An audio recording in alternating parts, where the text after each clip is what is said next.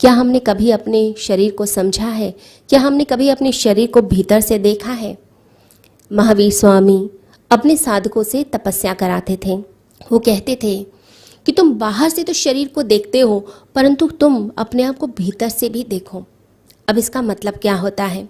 जैसे आप किसी बिल्डिंग के बाहर खड़े हों तो सिर्फ बाहर की दीवार दिख रही है, बाहर जो पेंट है वो दिखता है, परंतु जब आप उसके अंदर प्रवेश करते हैं तो आपको वहाँ पर रखा फर्नीचर दिखाई देने लग जाता है। आपको दिखाई देने लगता है कौन कौन सी चीज़ें वहाँ पर सजा कर रखी हैं, कौन लोग वहाँ पर बैठे हैं, किस तरह का रहना सहना है, सब आपको समझ आने लगता है। फिर बाहर का दिखना बंद हो जाता है। बिल्कुल ऐसे ही जब कोई साधक अपने भीतर उतरने लगता है, यानी कि अपने आप को भीतर से देखता है, तो वो बाहर से जो शरीर है, जो चमड़ी है, जो स्किन है, उसकी तरफ ध्यान नहीं देता कि मैं कैसा दिखाई दे रहा हूँ, मेरा रूप कैसा दिखाई दे रहा है।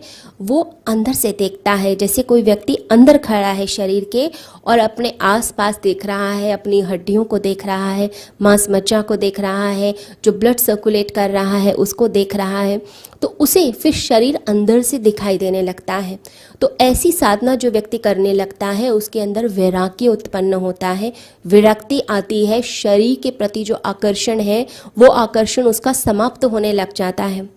लोग लड़ते हैं अपनी इच्छाओं से, तृष्णाओं से, वासनाओं से, लेकिन यदि कोई व्यक्ति अपने भीतर उतरने लगे तो इन सब चीज़ों से वह मुक्त होने लगता है, यानी कि अपने भीतर का जो जुड़ाव है वो शरीर से उसको अलग करने लग जाता है। तो अपने भीतर वह जुड़ता है, और जो व्यक्ति अपने आप को भीतर से जानना शुरू करता है, यानी कि अपने शरीर को भीतर से देखना शुरू करता है, वो अपने केंद्र को भी पहचान जाता है। क्योंकि केंद्र की तरफ मुड़ने का मतलब क्या है कि शरीर से हम डिस्कनेक्ट हो गए, वहाँ से हमारी डिटैचमेंट हो गई और हम अपने केंद्र से जुड़ गए। तो जो सबको देख रहा है, जो साक्षी है, जो सबको समझ रहा है, बस वहाँ तक हमें पहुँचना है। तो कृष्ण कहते हैं सबके हृदय में स्थित। तो हृदय का मतलब यह नहीं कि वो पंपिंग स्टेशन, वो पंप जो ब्लड को सारे शरीर में फेंक रहा है, उसका मतलब नहीं है।